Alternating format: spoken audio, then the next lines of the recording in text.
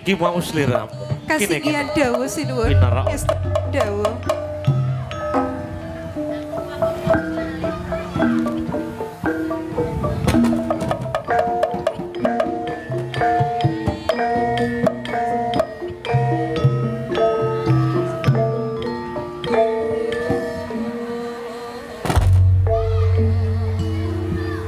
Wonten menapa to wiwit kala wau kula sawang panjenengan sajak ngemusungkawa mboten kersa paring dawuh wonten bab ingkang pundi sinuwun?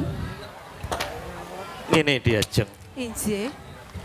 Iki mau aku lagi menggalihake babakan si Inu Kertopati.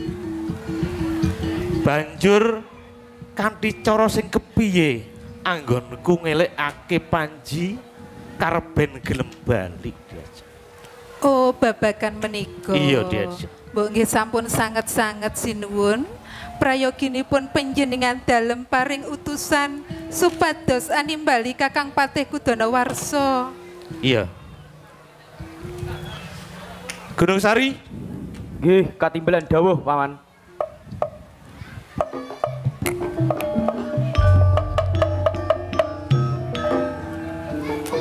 Coba timbalono pamanmu Patih Kudanawarsa. Supaya marak suwane ngarsaning sun saiki uga. Ngestakaken dawuh, Paman.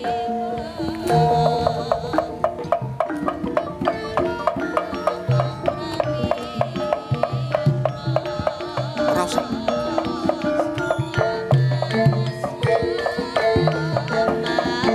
Kula ingkang sowan.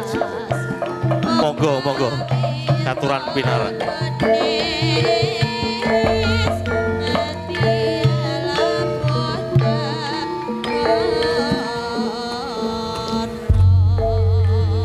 Kakang Kudanawarsa. Dawuh dalem. Kaget sampeyan kula timbali. Nggih. Saderengipun kula ngaturaken sembah pangabekti mugi kunjuk sinuwun. Menika kala wau kula nembe eca kapieca kalian Nyai Patih lajeng duginipun prajurit Animbali. Duh sinuwun wonten menapa ingkang abdi kepatihan nyadong dawuh. Tasih remen bika dados patih ing Jenggala. Amarangkane anggen kula dados narendra Kakang. Nuwun sewu sinuwun. Kenging menapa panjenengan nandhang bab menika? Menapa panjenengan boten pitados bilih sisaning gesang kula menika sengadi badhe kula abdekaken dhateng kaluhuran dalem saha kawibawan Jenggala sinuwun.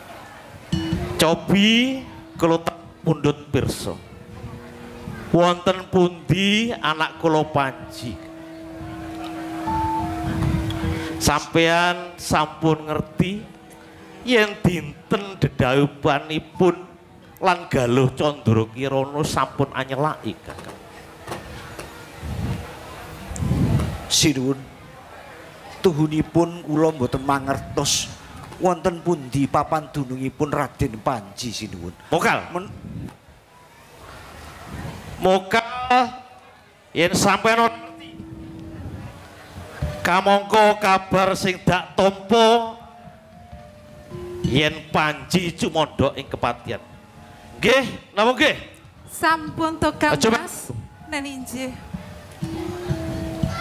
Sampean sampun ngerti miturut sabdaning para winasis yen dedhapanipun Galuh Candrakirana lan Inu Kertopati ing benjang badhe nurunaken babon-babon ratu ing tanah Jawa. Lah kok saniki Panji namung diiming-imingi anak sampean pun reni. Sing beteke ing benjang putus sampean saged dados ratu. Walah Kakang, Kakang. Kok setun temen Kakang? Kakang Kudanawarsa. Iya. Katimbalan dawuh. Mboten sisah besok. Saniki yen sampean pengin dadi ratu, monggo. Mang ratu. Kula trima gahing bojo ing arga dados pendhita. Pun monggo jenengan dados ratu. Anuwun sewu sinuwun. Mboten ateges. Mangke dhisik. Nggih. Nggih. Mangke del. Kula dereng tutuk rumuhun rikala semanten kula kalian sampean sareng-sareng Purwita sampun nate janji kula dados ratu sampean trimah ingkang marangkan. Sampean lali, napa lali? Duh sinuwun. Para matur lepat nyuwun pangaksami. Kabele aja-aja kula mboten wonten seratan menawi kula menika kepengin dados ratu. Satosipun sampun wula-wali anggen kula matur wonten kersanipun Raden Panji nanging atur kula mboten kadahar. Kula badhe mrawasa ajrih sinuwun. Oh, dados sampean ajrih kalih Panji. Nanging wani kalih kula, ngoten. Ratune niku Panji, napa kula?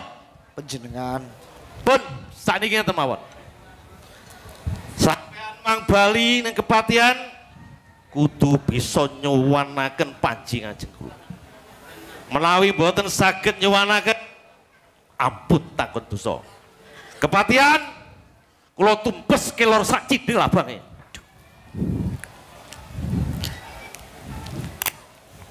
Loh, sampun Mang Bida. Oh nggih, Ngenteni napa? nggih, kemarin nyuwun pamit sinuwun.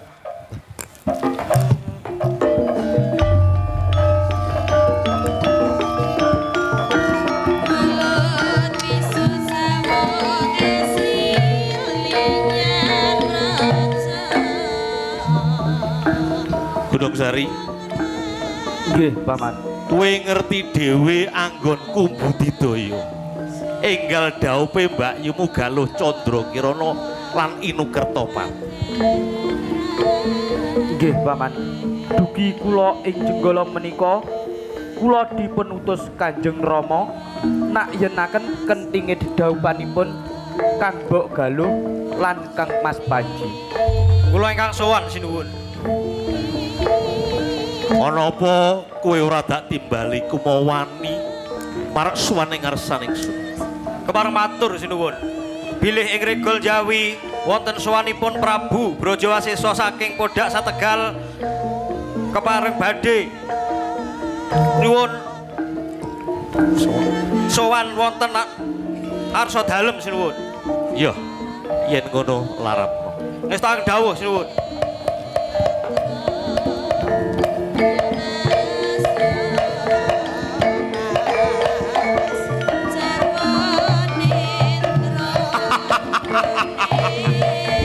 Kula ingkang sowan sinuwun. Monggo, monggo aturan pinarakaken.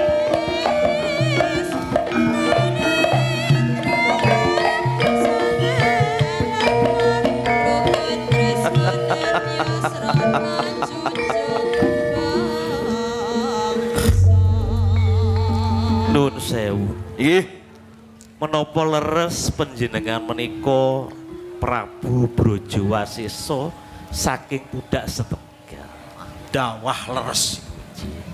Dipun tepangaken kemawon nami kula Brajawasesa. Ratu Gong Binetara wingking saking praja Pudak Setegal. Saderengipun ngaturaken sembah pangabukti mugi kunjuk sinuwun. Inggih anak Mas Prabu. Lajeng menika kala wau wonten kawigatosan menapa saengga panjenengan kraya-raya rawuh wonten ing Jenggala mriki. Sinuwun, sinuwun Prabu Lembu Amiluhur. Nggih. Dene dugi kula wonten ing kedaton Jenggala menika awit mireng pekabaran saking Mbok Bakul Sinambiwara. Pilih dinten samangke Dewi Skartaji Kijal Galuh Candra Kirana putri saking Kedhiri ingkang kondhang Sulistya ing warni.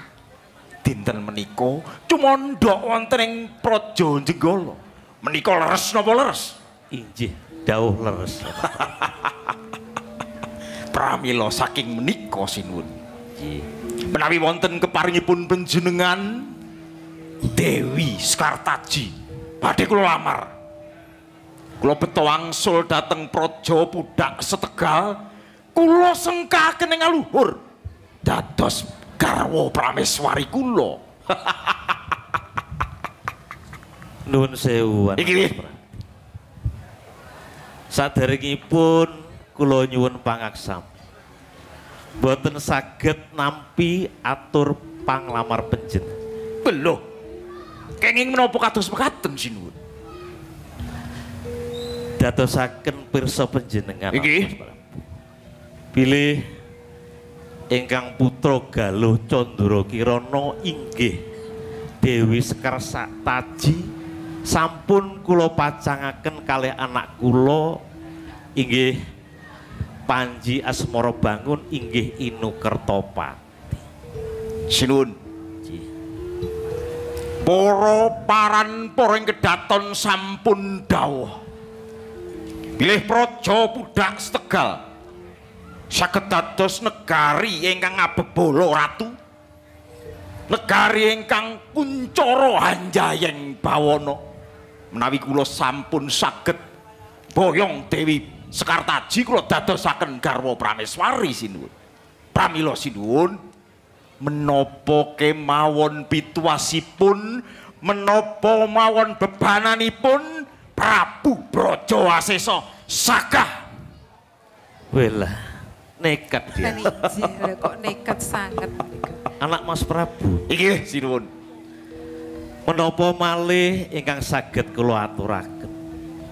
Jer sedaya menika sampun dados sabdaning para winasis. Dados atur panglamar panjenengan menika dawah kasep. Dados cetanipun penglamar kula dipun tulak. Inggih. Nyuwun pangapunten. Sinuwun.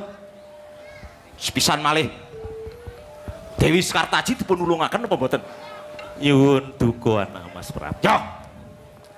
Ora oleh dipeksa. Yen dina iki Dewi Sekartaji ora dilungake, jenggala jae alok kelan.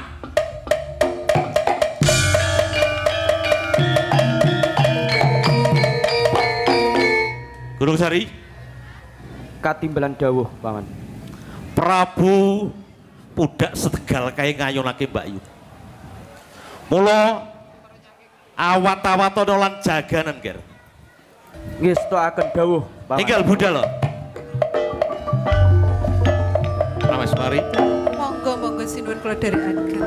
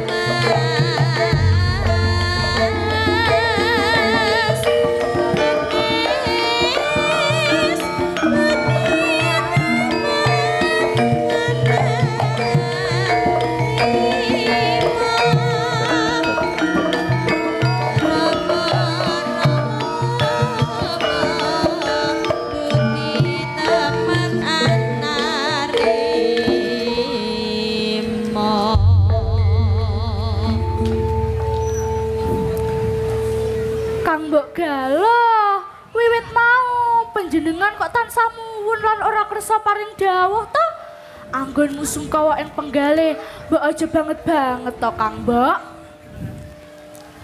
Ragil kuning. Aku lagi menggalih bab mendrane Kang Mas Panji Inu Kertopati. Hele, Kang Mas Panji eneh. Ngene lho Kang Mbok, aja banget mikirake Kang Mas Panji. Besok yen wis teko titik kala mangsane, Kang Mas Panji bakal bali ing Jenggala. Panjenengan apa ora mesakake Kanjeng Rama lan Ibu? Mengko yen panjenengan mikir terus banjur kuru. Upama Kang Mas Panji rawuh sak wayah-wayah, Rama lan Ibu mesti dadi parang tutuan lho Kang Mbok. Ragil kuning, aku njaluk pangapura ya. Yen anggonku menggalih bab mendrane Kang Mas Panji ndadekake bingunging Rama lan Ibu kalebu sliramu. Nanging sapa wonge sing ora susah?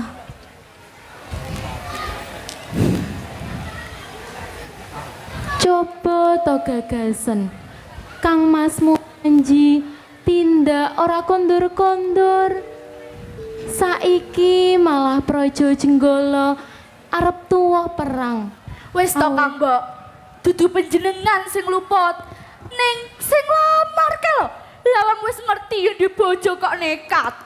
Upama Kang Mas Panji ana dalem, Prabu Brajawasesa mesti ora bakal menang tetandingan karo Kang Mas Inu Kertopati. Kok menuing papan kena so nyolok Dewi Sekartaji.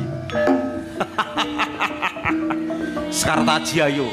Ayo Manuto tak boyong bali menyang negaraku Cahayu Sapa kowe? Kowe durung tepung karo aku. Yen kowe durung tepung karo aku Cahayu ya. Aku Prabu Brajawasesa saka Praja Budak Tegal. Banjur kowe sapa Ragil kuning. Ragil kuning. Adine Kang Mas Panji Inu Kertopati. Dadi kowe Ragil kuning. Iya. Adine Panji Inu Kertopati. Ya. Mapan kebeneran. Ragil kuning. Saiki Manuta wae. Mbak Yumu ulungno marang aku tak gane bali menyang Praja Budak Tegal. Ora iso. Loh, iso wae. Mbak Yumu yen tak go bali menyang prajaku bakal tak dadekke prameswari. Oleh ya? Ora iso, ora oleh. Ayune tumpuk undung. Lho. Karaoke ta? Karaoke kepiye to iki? Iki ketoprak. Kudu ana gandrunge. Gandrungan suarane kok elek. Ya ora dadi boyo pengopo to, sing penting rak gandrung. Ayune tumpuk undung. Kok iki kok ngekil ta? Wis to Manuta. Mengko yen Mbak Yumu mbok ulungake aku, kowe njaluk apa? Ora njaluk apa-apa. Loh, negaraku sugih. Njaluk emas picis Raja Brana. Yang Jenggala wis akeh. Mas-masan? Wis akeh. Apa sawah? Banjir sawah. Sawah ngentrong banjir? Heeh. Loh.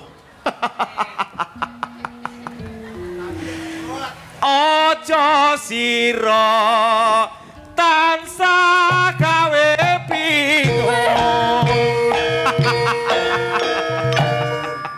Kok iki kok pager ngekil nyapa ta? Aku ki ratu, ya toh? Dasar bagus, sugih.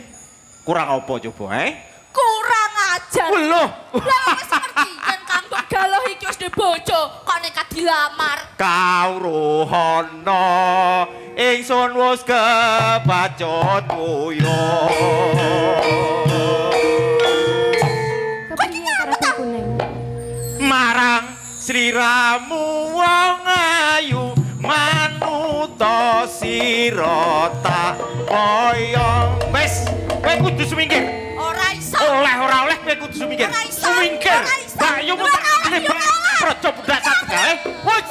Ayo. Kang Mas. Kang Mbok, Kang Mas. Prabu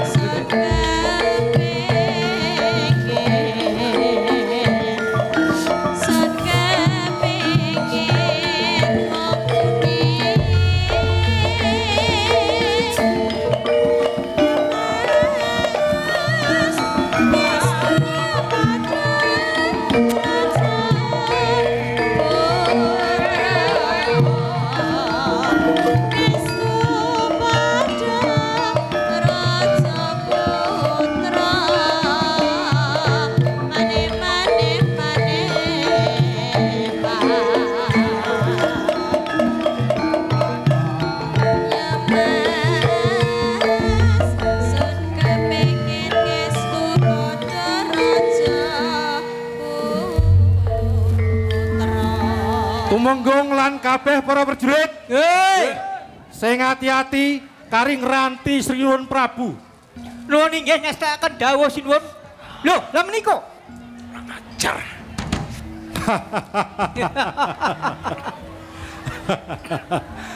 Nembe dahar pedes saja yang ngeses-ngeses sinuwun. Dahar pedes. Tanggulmu cepot. Loh, wonten menapa sinuwun? Aku nembe wae ditempiling karo bocah cilik ning Taman Sari. Ditempiling? Iya. Kula saka kuwi patih tumenggung lan kabeh para prajurit. Ngerti. Ora urung bocah kae mau sedhela maneh bakal teko ing papan kene. Iki. Hati-hati. Yo Cak, yo Cak, yo Cak, yo Cak. Yo ayo bocah.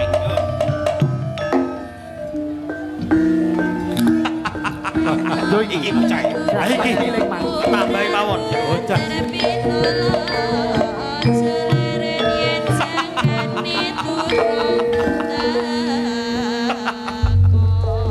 Bocah cilik ning tempilingane ora karu-karuan. piye? Isih kurang. Yen isih kurang kene tak tambahi. Bocah. Oh, Sopo jenengmu, Sopo jenengmu? tepungno. Aku Panji Gunung Sari, adine Kang Mbok Galuh, putra ing Kediri. Panji Gunung Sari, adine Galuh Candra Kirana. Yo. Tiwas kebeneran. Gunung Sari. Api-apian aten ya. Mbak Yumu ulungno karo aku. Tagane bali menyang Praja Budak Tegal. Piye? Brojo Wasesa. Piye? Picak mripatmu ora budhek kupingmu. Loh, Yen Kang Mbok Galuh kuwi wis ngerti dhewe. Yen dipacangake karo Kang Mas Panji Inu Kertopati. Gunung Sari. Yo. Ora idep. Bakune dina iki oleh ora oleh Sekartaji bakal tak boyong. Yo. Yen pancen kowe adreng bisa boyong Kang Mbok Galuh nanging ana pitukane. Keleresan sinuwun. Dadi aku bisa mboyong Mbak Yumu ning ana pitukane. Yo. Wis saiki kondo yo Cak Bagus. Apa wae pitukane? Bakal tak sembadani. Pitukane yen kowe bisa nglangkai bangke. Mati dene aku.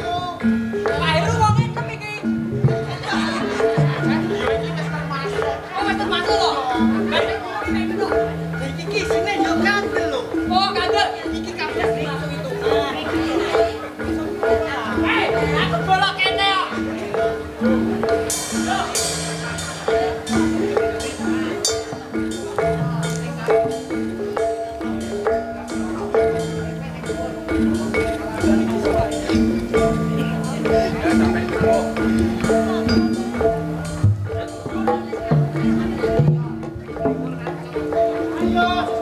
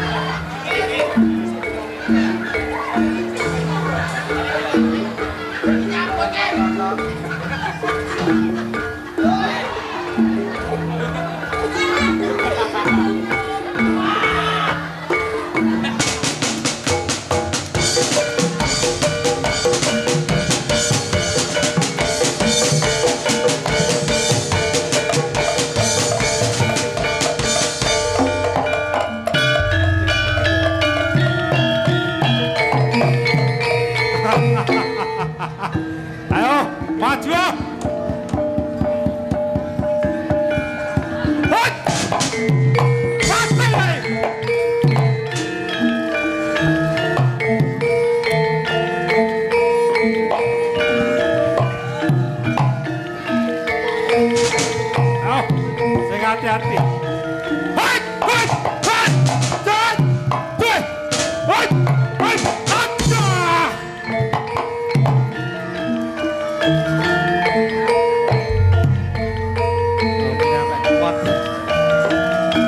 Sari, maju wae. Ketapno kabeh jaya kawijayan. Temtokke ing papan kene Gunung Saryama Brajawasesa siji kelak dadi bangke. Aduh, Wis. Ayo. Sing ati-ati wae.